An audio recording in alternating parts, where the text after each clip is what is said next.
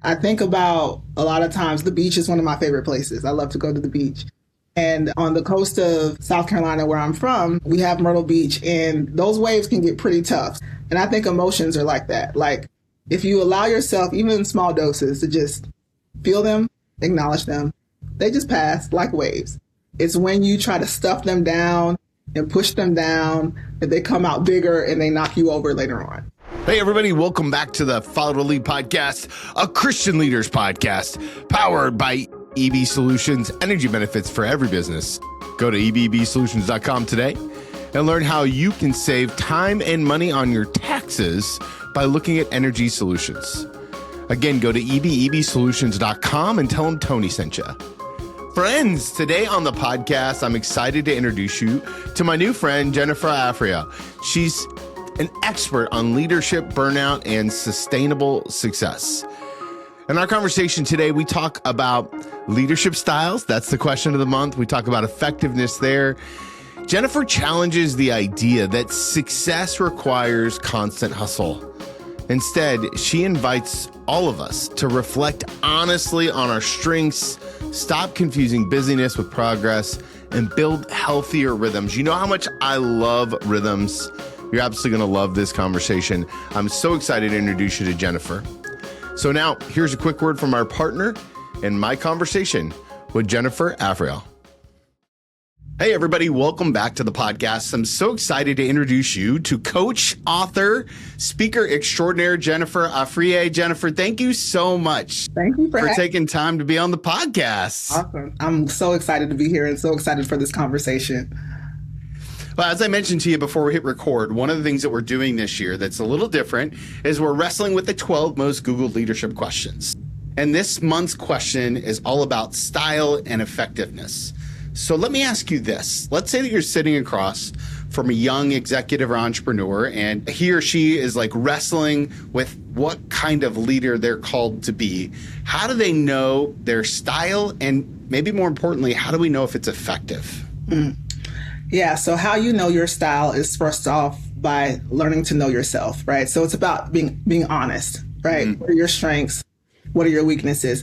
I think we all have a lot of things we aspire to be great at or aspire to be good at, and then there are things we actually are good at, right? And I believe that really, rather than trying to make your weaknesses strong so you just have strong weaknesses, you should double down on your strengths, right? So we acknowledge our weaknesses, but we maximize our strengths.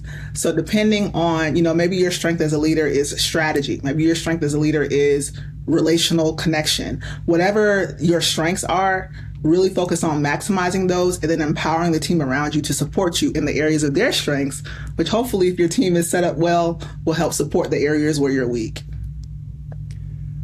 When I talk to a lot of leaders, one of the things that's interesting is they don't always know what their strengths are because of the comparison game. Right. And so if I see some of I was on your website and it was beautiful and I was like, oh my gosh, website's crushing it. And so it's easy to fall into the comparison trap. Yeah. So how do you encourage leaders not to get sucked in to being somebody that they're not? Yeah, there's a quote I love, and it comes from, it's attributed to Einstein. I don't know if it actually came from him or not. Sure. But basically, I'm paraphrasing, but basically it's like if a fish spends its whole life judging itself by its ability to climb a tree, it'll think it's stupid. And so it's just like, there are animals that are made to climb, and then as a fish, you have this whole world of wonder that birds can't get to, right? They can kind of swoop in and swoop out, but so it's all about understanding your world and understanding your makeup and maximizing it. I think everything in creation, everything God created, he created with intentionality and with purpose. And it's the same with us. We are his masterpieces, right? And so I think the tragedy in comparison is that you lose sight of the treasure that's within you.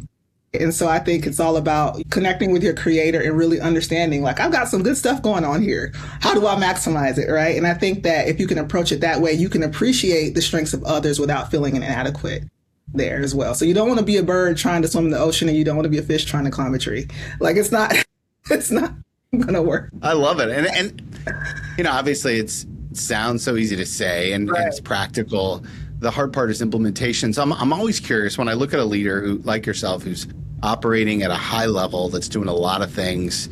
You're putting a lot of content in the world. You're speaking to a lot of places. what are some of the things that you do to stay rooted in who you are? Like practical things we could steal. Yes, absolutely. Not a push for the book, but a push for the book that I just came out with Rest. In there, I talk about the framework of REST. So it starts with reflection, right? Like one thing I think we as leaders can so easily do is confuse motion with momentum and busyness with progress. And they're not the same thing, right? And so we have to create that intentional space. And it doesn't mean a vacation in the Alps. It can mean 5 minutes where you just kind of close your eyes and just center yourself, or just taking a 30-minute break where you just let your mind wander. But in those moments, we get to ask ourselves questions, right? And one thing I see all throughout scripture is that God just comes along and just asks questions like, Adam, where are you? So it's like, where am I? Like it's just really, really taking time to think through. So I think, and you see Jesus, pulling away to the solitary places to take that time even before the rest of his team was up, just to make sure he had that connection time. So I think it's so important to do that, even if it's in small doses, and it makes a huge, huge difference. So I'd say reflect. 2, energize, which is the E in the framework, which is basically about making sure you're doing things that fill yourself with joy. I think even, we think about the cross, and obviously, there was so much suffering there, but the Bible says, Jesus, for the joy set before him, was able to endure. So I think it's very important to be connected to joy and be connected to the things that bring you joy. And one thing I always say is that the myth of productivity is that we need to do more. And I don't believe that. I think we need to do what matters and have the energy to do it well, because sometimes you are doing the right things, but you're not showing up with enough capacity. You're not showing up as your best self because you haven't taken time to recharge. So I think those are probably the top 2 things, the reflection and energy. S is for strategize. I don't believe in like making super deep plans until you're rested and energized, because I think you plan from a better place when you have those 2 things as your foundation. So just making sure you're taking time to make that space to think about how well you're doing things. So like one of my favorite proverbs is basically, if the axe is dull, it takes more work to get the thing done. That's so true. Like, where can I just sharpen the axe? What's the one thing that would move everything else, right? And sometimes when we're caught up in autopilot and putting out fires, as we do sometimes as leaders, we don't take that time to really strategize about like what would make all this other stuff unnecessary, right? So just thinking through that. And then just also thrive, just making sure that we take time to be human beings, not just human doings. I think that's super important. I think when you have work is beautiful and work is God-given and work is a gift, but I also don't believe that we're only created for work. So making sure we're fulfilled in our relationships and our other things. I think we bring our best selves when we look at ourselves holistically that way. So that was a lot, but I basically do a variation of those things every single day. I try to make sure I'm rested. I try to make sure I'm energized. I try to make sure I take some time to think, and I try to make sure I live a life in a day where I at least did one thing that brought me pleasure or made me feel more well-rounded. So I bring my best self to my work. One of the things that made this is such a practical application kind of book, as I've gotten to dive into a little bit. It's really well written and laid out in kind of 3 parts. And the first part's, this obviously already, but for the audience, for the bold ones, the first part's all about why hustle's keeping you stuck. Part 2 is about the framework. Part 3 is about learning to work smarter, not harder. The framework is really just a mirror of daily disciplines that are so important. I was curious as I was reading this and looking and getting to know you a little bit online, which one's hardest for you? Oh, man. I would say I think the hardest for me sometimes is energize, because I'm very task oriented. Like if you just leave me to my own devices, I'm just trying to check all the boxes and do all the things as much as possible. And then I'm very forward looking. So like I see so far ahead and I'm like, oh, there's so much more to be done, right? I take time to reflect because I understand how important that is. But I feel like the energizing and taking time to make sure I'm actually engaging with activities that connect me to life and make me feel alive and bring me joy. If I'm not careful, I'll tell myself it's not necessary. But, it turns out like God is really smart and he took a Sabbath and he rested on the 7th day. He didn't have to. Obviously, he's God. He could have, kept going. But there's something to it. And I mean, the science backs it up. And I talk a little bit about that in my book. It's just like, it allows you to access parts of your brain and parts of your mind and parts of your spirit that you don't access any other way. So that's one of the ones I have to be like, okay, what have we done that's like fun in like the past like 7 days? Or what have we done that was like exciting or new or challenging? Like it's so easy to just fall into routine in that way. So I think that's probably the hardest one for me. But when I do it, I never regret it when I do it. Yeah, I'm actually, it's the same one for me. As I was looking at it, I was like, because there are seasons in my life. I'm a bivocational, so part-time pastor. So that means I work on Sundays sometimes. And then I have a day job where I'm coaching and I'm working with companies. And so that every once in a while, there's a Saturday event. And next thing you know, I've worked for 2 weeks straight. And I'm like, yeah, where do you think this lie of hustle came from? Yeah, I think it comes from, well, number one, I think there are corporate interests, just me coming with a marketing background, sure, about the corporate interests in the persuasion psychology of things. And I think there's definitely a lot of people who benefit from us running on autopilot and not having time to think. Like, because when you do, you spend more easily, you're not on your game. So I do think we just get bombarded, and especially in modern society with social media and just being on 24/7, there's so many messages coming at us all the time. And sometimes we're too tired to even discern like what messages we should actually be paying attention to. So I do think there are people that benefit from us not coming from life in the best state. But I also think there is an underlying lie that our value equals our output.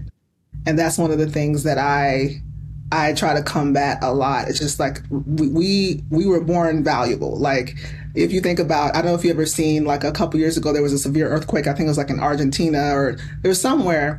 And whenever they find they hear that a child is in the rubble, for example, right? It's always big news if they find a child, and that child is saved. And it's like everybody's like so emotional and all these things. And it's like, well, why?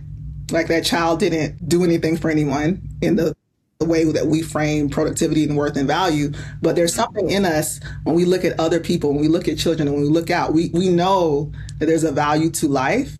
But for some reason, sometimes for ourselves, we forget that. And then so we just start to equate our worth with our output, which is not the same thing. So I think so we're fighting for significance instead of realizing we already are significant and then working from that place. Gosh, you're stepping all over my toes right now, Jennifer. Good night. So here's the problem for me. I'm just going to be honest. We're just going to have a little coaching session right now. Is that I like to serve. I like to be involved. So I love to serve at my church. Obviously, I love working. I love doing the podcasts. Like I love doing all of these things. And I love being the president of the Athletic Boosters. And I love being involved in my recovery ministry because all of those things mean a great deal to me. Absolutely. How do we begin the process of saying no? Like there's a bunch of type A leaders listening right now, and they're going, I hear what you're saying, but what do I cut out first? That's a tough one. And I understand. I'm right there I'm the type A of the type A, and it took my body completely shutting down for me to realize, wait a minute, is this success actually good? Right? So one thing I reflect on, which is what kind of led me to write my book, is, God comes to Joshua in the Bible, this conqueror, and he says, hey, meditate on the word day and night, do what I ask you to do. You're going to have good success. And so that made me think, okay, well, what is bad success? If there's a good success. Oh, that's good. Then what does the bad version look like? And to me, success that costs you your peace, your health, or your relationships, or your soul even, because what does it profit a man to gain the whole world and lose his soul is not success, right? And so I was like, okay, how does this work, right? Because there has to be a good version of this. And so I think first is taking time to really reflect, are there any areas of your life that you're dealing with in the short time that are suffering? So for example, for me, it was my health, and I didn't realize it until I had a crisis where I was like, oh, wait, something has to change. But the whole goal in speaking about this is I don't want people to get to the place where there's a crisis, or a break in a relationship or something like that. And those stories are so common where it took some deep tragic thing for a turnaround to happen. First thing is what you're doing sustainable? You really keep going, because one thing I study, not to be morbid, but it's very fascinating to me. I've always been life and death, trying to understand that dichotomy. And I've had some family members pass in the past year, so it's really been on my mind.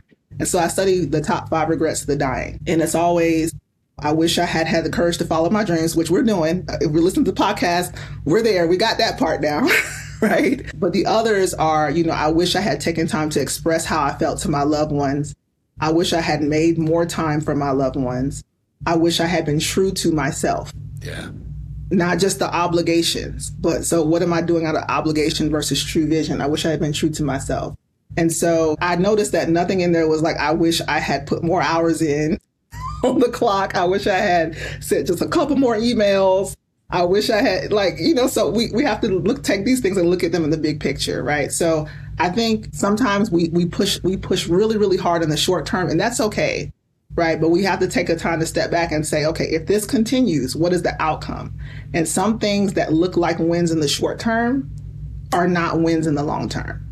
So you really want to take a step back and think long term, like it's the end of my life.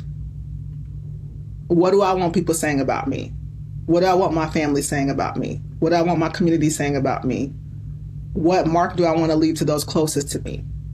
And then working your way back to, am I doing that today? Because sometimes there are things in the back of our head that we know we need to do, but we put them off and we're like, oh, I'll get to it eventually. And it's just like, those are the things, those important but not urgent things, right? If we're talking about, urgence versus importance, those important but not urgent things are the things that we can easily leave behind, but those are the things that are going to matter in the end. And I think it's different for every person. And one thing you talk about, just researching you talk about values aligned leadership a lot, right? So it's really understanding what your values are and making sure you're living those values today, not like next week, but like every single day as much as you can. Yeah, when I started creating a scorecard for my values where I would have to go and evaluate myself, because the problem is I'm really good at convincing myself that it's just a season. Right. We all are. It's never just a season. This is the life that you've chosen for yourself. Yes. Absolutely. If you were sitting across from a young entrepreneur, maybe somebody who's in their first job post-college, and the message that they hear from the world and from everyone else is, hey, you got to put in the work, you got to put in the reps, you got to put in the... This is going to sound funny, I don't mean it to, but at what point do they deserve rest? Oh, okay, great. Glad you asked that question. Yes. So rest is not the opposite of success, it's the foundation of it. Right. Yeah. What I believe. So it's not about earning it, like this whole idea of worthiness, like we have to earn our rest. It's just it's like day and night. Like one thing I do in the book is I look at high performers, the world's top athletes, the world's top businessmen, the world's top investors, and they all took time to reflect and have downtime because it allowed them to bring their A game. I think LeBron James spends like $1.5 million a year on sleep and recovery experts. Wow. Like it's a big deal. And I think athletes know that their performance and their recovery go hand in hand. If you don't recover the right way, you don't perform the right way. Right. So if you treat yourself like a world-class athlete or, one of these people, your recovery time would matter just as much.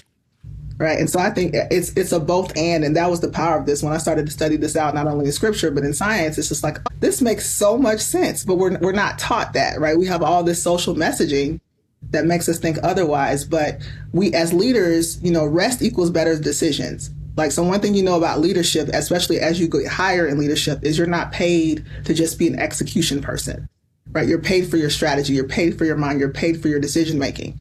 And your decision making is by about 40% when you're well rested versus not.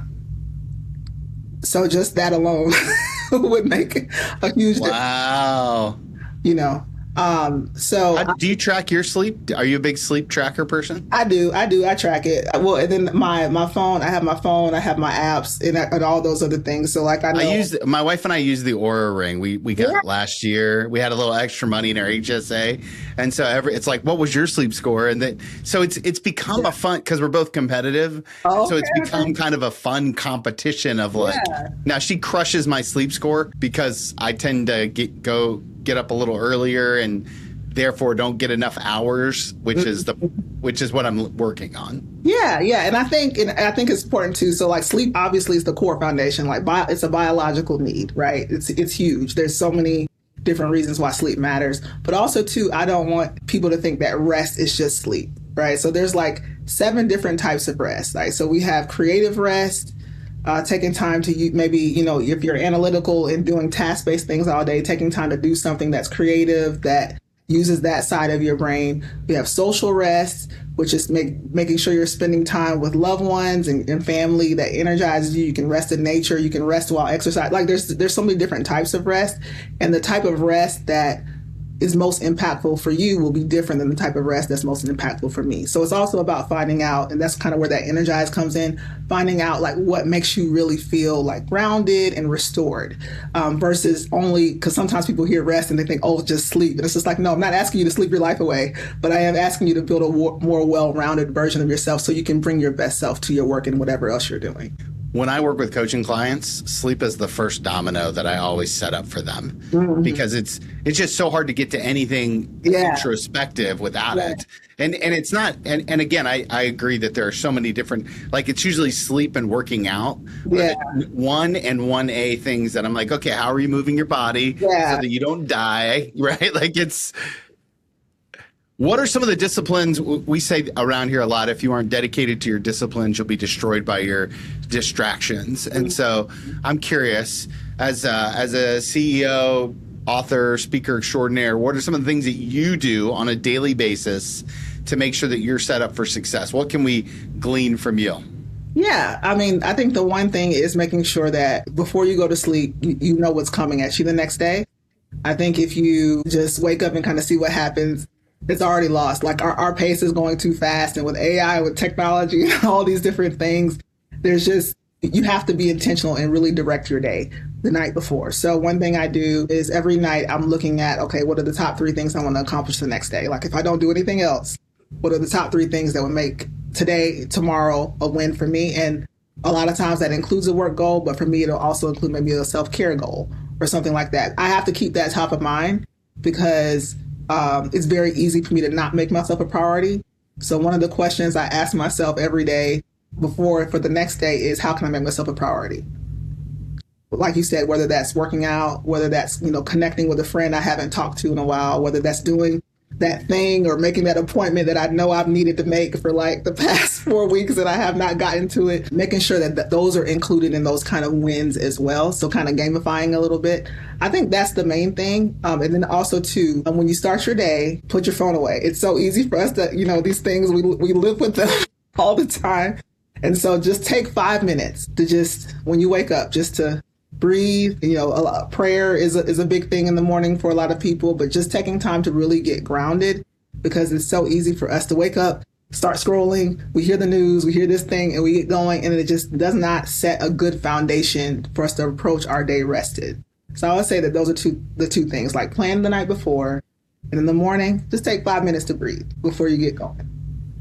Introducing things like that into my life has been huge. And now that I run my own business, it's much easier. My very first sales job was insurance sales, and it was straight commission. And it was one of those places where it reminded you a lot of the movie Boiler Room. I don't know if you ever saw that. Yeah. Like it was like, hey, if you want a friend, buy a dog. I'm here to close deals, right? Like it's very unhealthy. And I'm thinking about the leader right now who works in an unhealthy environment. And they pick up a copy of your book, which they should absolutely do, and they begin to see the framework, they begin to make some changes, and what they realize is that it's hard to do because the boss is texting them at 5 a.m. and at 11 p.m. and everywhere in between. As middle management, how do we begin to shift culture when we may not be the leader? How do we begin to kind of do this kind of work in a culture that maybe not is conducive to it? Absolutely. So I've had to navigate this. So I still work in corporate as well, for a huge company. So I've had to navigate all those dynamics of people wanting you to be on demand and reacting quickly and all these things. So I think it starts with that first step of reflect, right? Like, what are the things? And I think to give him credit, Cal Newport, his book, Slow Productivity and Deep Work are like the master topics on this. So I would say if you need a resource, please go to Cal Newport, Slow Productivity or Deep Work. Both of them are great books. Slow Productivity is about how to like game the system so that you have the space you need to do what you need to do for yourself and still win and still sell. But one of the things that we have to do is like sometimes in cultures, in corporations and things, I noticed even with my clients. So like, for example, my day job, I have a lot of different clients I manage. I noticed that not everything matters. There's some stuff that we're trained to think, oh, this matters a lot, but it's not what really moves the needle or gives us the win. So I would say in that position, find out what your managers care about most. Ask them. Like a lot of times, and this is something I do, in any position I've been in, I've always taken time to ask my manager, what can I do that would be a win for you? Like, what can I do that would make you look good, right? And a lot of times they have a very specific answer for that. And as long as you're delivering that thing, they don't care about anything else, right? Ultimately, right? So you may be a little late responding to a Teams message or a text, but if you close the deal and they don't care. So I think it's about finding what are those things that matter the most, and then how can you organize your workday and your time around those things and get those wins and make those wins visible. And then you're forgiven for a lot of other things. You have a lot of other space to move around. Whereas if you're trying to like keep up with every message and keep up with every email and keep up with everything, sometimes you are a doer, but you lose those strategic wins. But guess who gets promoted? The people who have the strategic wins, right? So I think it's all about, again, the strategized step of like being able to reflect and find out what really matters here. So for example, I used to spend a lot of time creating like spreadsheets for some of my clients of like, here's all the work we did and here's a tracker. And I did that because my previous manager gave me that system and I inherited it. And then one day I was just like, I wonder what would happen if I just don't do this. And I just did it. And I realized like after 4 weeks, nobody noticed. And they're like, oh, I'm so happy. And I was like, oh my gosh, I was stressed out before meetings trying to get this tracker organized and nobody cared. So I think there's a lot of things that we take for granted that we think matter more than what they do. And so it's all about like playing that chess game of finding out what really is going to move the needle here for me in my career or in my work or with my manager directly. Because if your manager likes you, that's also half the battle as well. I love the way you talk about that because it's so relational. I think that's critical. I asked you a little bit earlier about how do we say no to things, but I'm also curious about saying yes to things. How do you discern God's voice in the right yeses for where you're going? Wow. Yeah, that's a great question.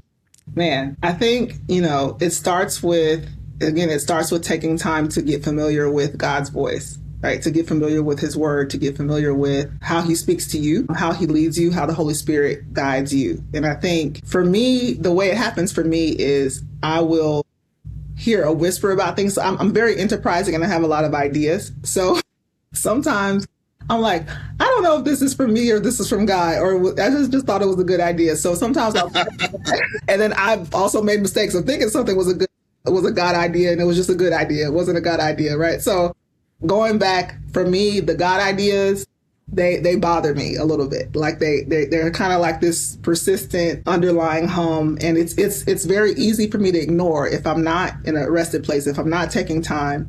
It would be very easy for me to kind of push away, but they keep coming back. And then so I just start to explore. And one thing I find is a lot of times, God is the maker of time. He's not really in a rush a lot of times. So sometimes if I get an idea and it's just like urgent, I was like, I know it comes from me, but if it's something that's like, man, this would be really good, but it would be easy to put off because it doesn't feel as urgent. Sometimes that's the thing that God is actually breathing on. Ooh, that's good. What have you ever put off something that you should have done, and like what did God do? I'm always curious about. For those of you listening, she held up the book and pointed it to it. Tell us that story. How did the book come to be after you put it off for so long? Oh man, and that we could do a whole episode just on that. I would say, I wrote this book came out. I'm so thankful. God in his wisdom has blessed me with a wonderful team to help me. But like, this book came out during the hardest year of my life, which was last year. So, my mom passed away, unfortunately, due to breast cancer. I'm so sorry. Passed away overseas. I had, work things going on, leading a team, all these different things. And I feel like it would have been easier if I had started a couple years prior, right? But it was one of those things where I was just like serving, you brought up serving the Lord, right? And one story that God highlighted to me over and over again was the story of Mary and Martha, right? How Martha was serving. But the Lord told Mary, she's chosen what's better and it will not be taken away from her. And the better Mary chose was sitting at the feet and resting at the feet of the Lord. And, Jesus in that story tells Martha she's so upset and worried about so many things, but only one thing is needed, right? And so one thing I realized is like I went through a period where I was so upset and so worried about so many things, and that kept me from choosing the better thing. And the better thing would be sitting at the feet of the Lord. What do you have me to say? Who do you want me to reach? And how can I make that the priority? So last year when I had, work and all these things and being a long distance caregiver and all these other things going on, it just got to the point where I was just like, okay, you have given, because that's how I survived the year. I not only survived, I thrived. Like my income grew, my team was healthy.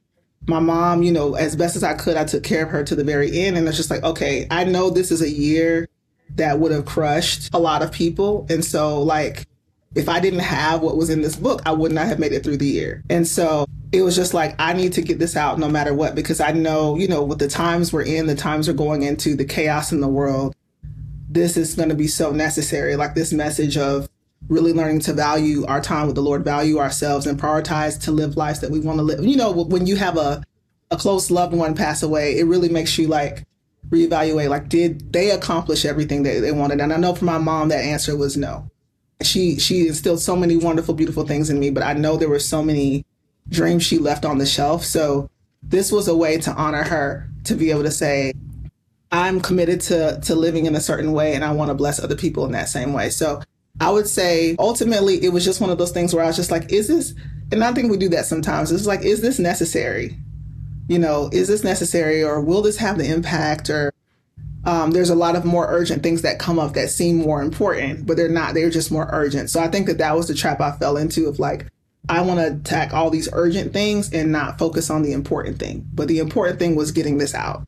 Right. I wouldn't be talking to you today if I hadn't. And so, yeah, I think that is the biggest thing I would want anybody to take away. It's just like those whispers. Sometimes those things will transform your life. And this has allowed me it's opened up so many doors that I wouldn't have had otherwise, for sure.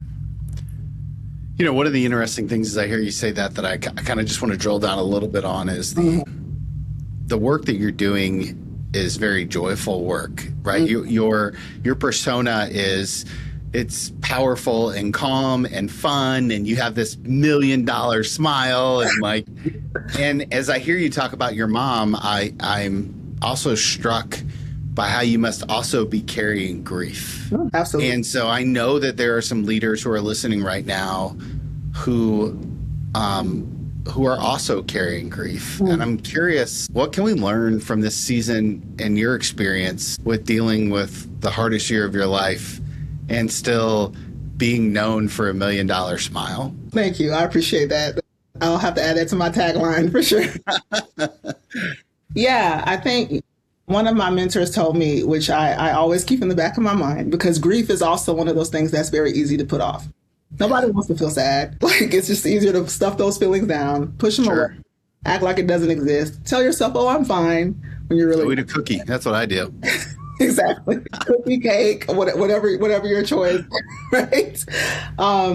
But, a mentor of mine once told me, and I was like, it's very true. A grieving process is a healing process, and a healing process is a grieving process. Mm. And I think about a lot of times, the beach is one of my favorite places. I love to go to the beach.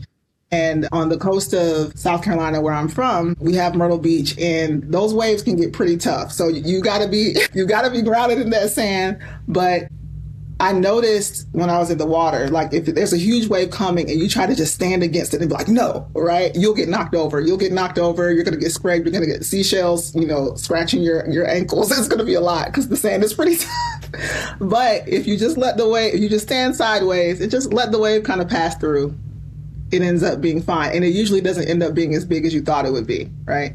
And I think emotions are like that. Like if you allow yourself, even in small doses, to just feel them, acknowledge them, they just pass like waves. It's when you try to stuff them down and push them down that they come out bigger and they knock you over later on, right? And so even if I'm dealing with something and I can't process at that moment because I'm talking to my team or I'm doing something else, I will at least take note of like, okay, we're feeling something. later on this evening, we'll take some time to acknowledge that. We'll write, we'll journal, we'll pray, we'll do something. But like just allowing those emotions to just pass through, I think helps a lot. And then ultimately it is healing. Like one thing that I've learned just through my research is that when we try to stunt our ability to feel sadness, we also stunt our ability to feel joy. Emotions are connected. So numbing yourself also numbs the good things. And one thing I want to do is embrace fully the life that God has given us.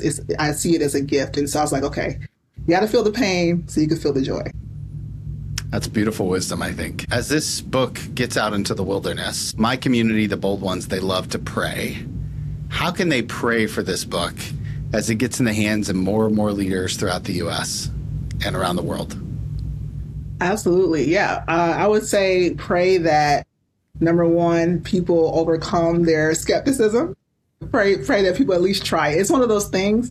It's one thing to hear it. It's one thing to do it. And then once you do it, you're like, this really does make a difference, right? And so I think praying that people will have the boldness, the bold ones, praying that people will have the boldness to take a small step to try. Because sometimes the first lie and the fear that comes up for people is that if I slow down, everything's going to fall apart, right? Like, and so people really do operate with a very, very heavy fear of like, I cannot afford to slow down at all. So really praying that God gives them the boldness to just try, even before they realize that their value, they're beyond, their value is way beyond their output. Just the boldness to just take 5 minutes, the boldness to take 30 seconds, the boldness to just be for a little bit, because I just think that's the trap of our world. It just has us going. And we can't even tap into our souls. We can't tap into the fullness of who we are. So I'm just praying for that as people see it, they have the boldness to apply and then they can get the result. So good. I have one more question for you, but before I ask it, I know that the bold ones are going to want to find you all over the interwebs. Yeah. Where is the best place to learn all things Jennifer, to pick up their copy of the book and maybe even book you for a speaking engagement? Yeah, sure. So for the book, you can just go to therestbook.com. So therestbook.com has all my information. It's available on all platforms, and I have the audiobook as well, which is my favorite version. So you can listen on the go. I know we have busy entrepreneurs and leaders here, so you can listen on the go. And then if you want more information about me, to book me, it's at jyaspeaks.com. All right, the last question we're asking people this year is about your favorite leader. And what I want to invite you to do is just think through your life and tell us about the best leader that you've ever met in person. So no Jesus answers. We all know Jesus is a great leader. So who is the best leader that you've ever met in person, and what made them so impactful?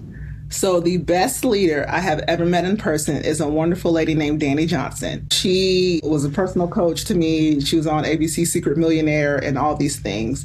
But the way she was able to translate her knowledge into immediate impact for people was insane. Like, people would come to her trainings or come to her seminars and leave, and their relationships will be, it's basically a holistic version of the book, right? Their relationships will be restored because they knew how to talk to their spouse better and honor their spouse better. They also would take the same skills they learned and double or triple their sales, right? We talked about sales.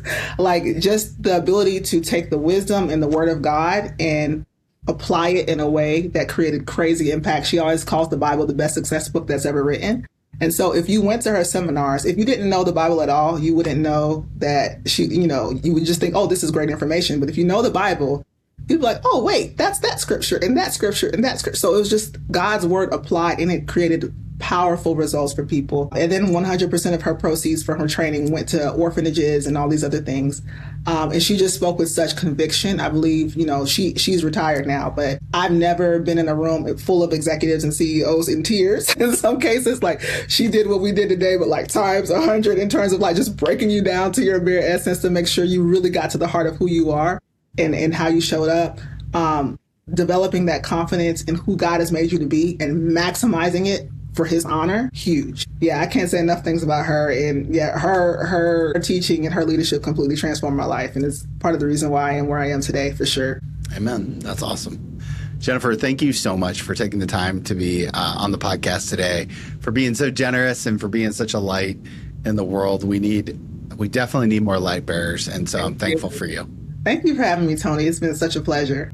I told you, friends, what a great conversation. I absolutely love Jennifer's heart. I really appreciate the way that we talk about grief and joy, and she was so vulnerable with so much of what she had to share. I think we all have a lot to learn about how we appreciate rest at a whole new level. The coaching question for today's episode is this: which part of your life is asking you to slow down so you can lead from a healthier, more grounded place? Which part of your life is asking you to slow down so you can lead from a healthier, more grounded place? As always, I'm forever thankful for you, the bold ones. If there's anything I can do to help you, you know I'm embarrassingly easy to find. Tony at twmilt.com or on Instagram at twmilt. Until next time, remember, if you want to follow Jesus, you must be willing to move.